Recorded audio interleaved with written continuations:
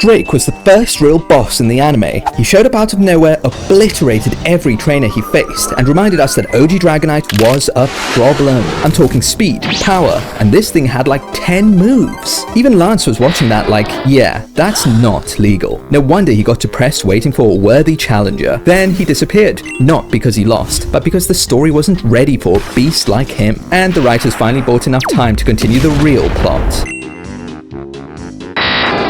Drake was the undefeated champion of the Orange League, on the Orange Islands, believe it or not. He holds the title of Supreme Gym Leader, which sounds like it was invented by someone who couldn't decide between Gym Leader and Champion, so just went with both. His English name is Drake, which is Old English and Norse in origin, literally meaning dragon or male duck, depending on which etymology you trust. I think I'm gonna go with dragon because, what was it again? Oh yeah, his whole personality is Dragonite. He lives on Pumelo Island and has a statue of a Dragonite in Pumelo Stadium, and wears a Pokeball around his neck. I wonder what's in that Pokeball. Trainers who defeat him in a full battle get a trophy and enter the Orange League Hall of Fame. This is the first time Ash was ever put up against someone who felt like a champion, giving him another chance at gold after getting robbed in the Indigo Conference. But this mountain was 10 times steeper. You might question Drake's champion title, but it's legit. Think of it more as a League Conference champion title. Around that level. Don't get me wrong, he's still getting iced by Alan and Tobias, but he could give Paul a good fight, and he's 100% clowning on those Mickey Mouse trainers like Asunta, the Ivysaur girl that beat Richie, and John Dixon. Yes, the guy that beat Harrison with a Rhyhorn and a Rapidash had a name. Drake fills the role of the final mentor until the journey really starts. The person who doesn't just test the hero's strength, but also validates their journey, kinda like sending Ash off with a "give 'em hell, kid."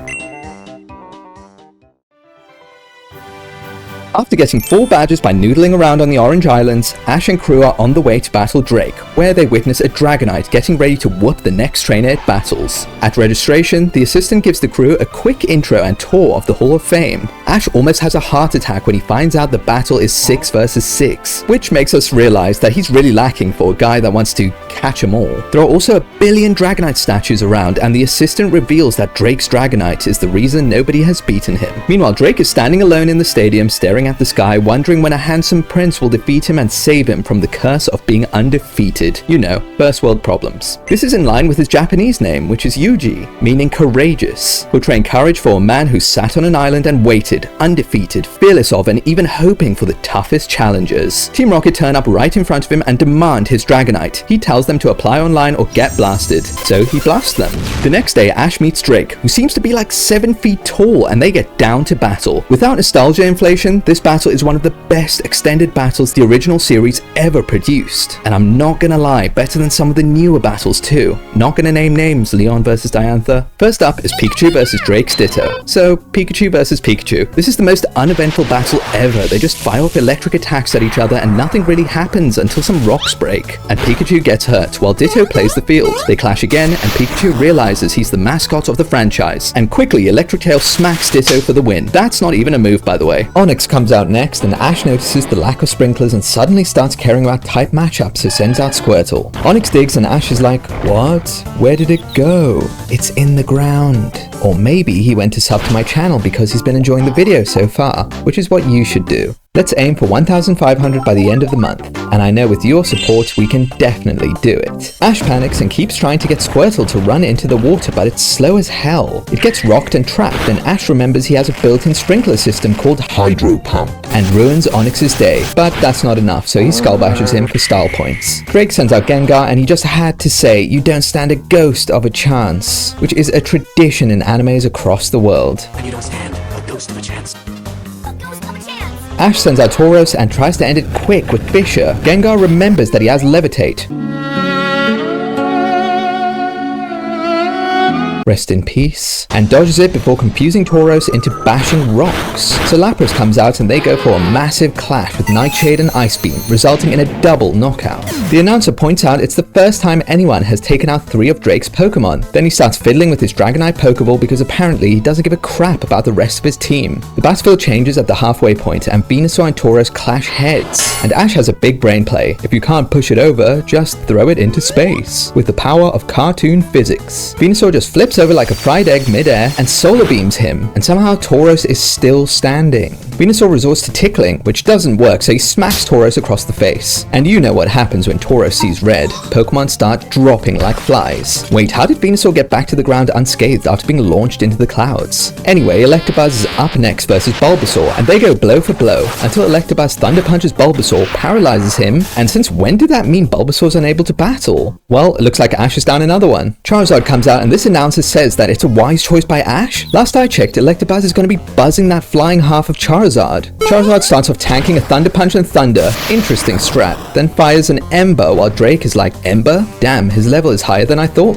Charizard decides that he just wants the main course and tosses Electabuzz out of there. Just as Ash is looking good, up 5-2, then Drake reaches to his necklace, takes out the Pokeball, and the moment we were all waiting for, Dragonite enters the battlefield. This guy is not here to play around like all the other goofballs we've seen so far. He pierces through Charizard with an angry face, and then a water gun. Charizard takes off to the skies, and oh my, when Dragonite chases after him, it's not even a chase. He gets there in a second tops. Just look at this. I guess this is what happens when a fake dragon meets a real dragon. They start firing ice beams and flamethrowers at each other mid-air, and Charizard's like, holy smokes, this guy's OP, and dips. He tries to go for a Seismic Toss, but Dragonite is too damn fast and snatches that lizard's neck and slams into the ground. I'm surprised Charizard is standing after that. They clash Dragon Rages, and Charizard is slumped out cold. Doesn't even have the swirly eyes. Squirtle starts off fast, opens with Hydro Pump, but gets blown away by Water Gun, then zapped the dog out of by Thunderbolt. Squirtle pops some bubbles on Dragonite, who gets mad because it ruins his hair, and he tail smacks Squirtle to the next dimension. Team Rocket interrupt the battle and try to steal Dragonite again because it went so well the first time. For the love of God, if Drake says, you know what to do to his Pokemon one more time,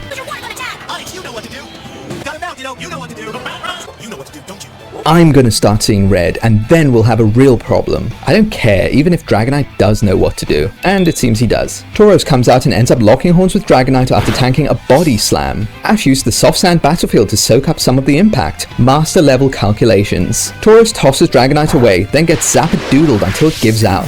Pikachu's last on Ash's team and channels that mascot energy and runs in lightning speed, then gets tail smacked like a little rat. Hyper Beam is about to send Pikachu to Mars, but Pikachu rolls back and defies the limitations of a second stage evolution by springing itself up using its tail and landing on Dragonite's head. While Dragonite is recharging from Hyper Beam, Pikachu point blank blows its electrical load on Dragonite's head. They stare at each other angrily for about 7 episodes until Dragonite loses the staring contest and falls. Ash wins the trophy and is inducted into the Hall of Fame. Ash is the Orange Island's champion, Drake got his epic battle, and nobody questioned Dragonite using 10 moves. Goodbye, Drake. See you never again, you dirty cheater. Thank you all for watching. If you made it this far, please leave a like and comment how you think Drake compares to other gym leaders and even the Elite Four. That Dragonite was awesome to see in action. If only Drake came back in like Galar or something, where he met the people from the Dragon Gym. Now that would have been cool. See you all in the next one.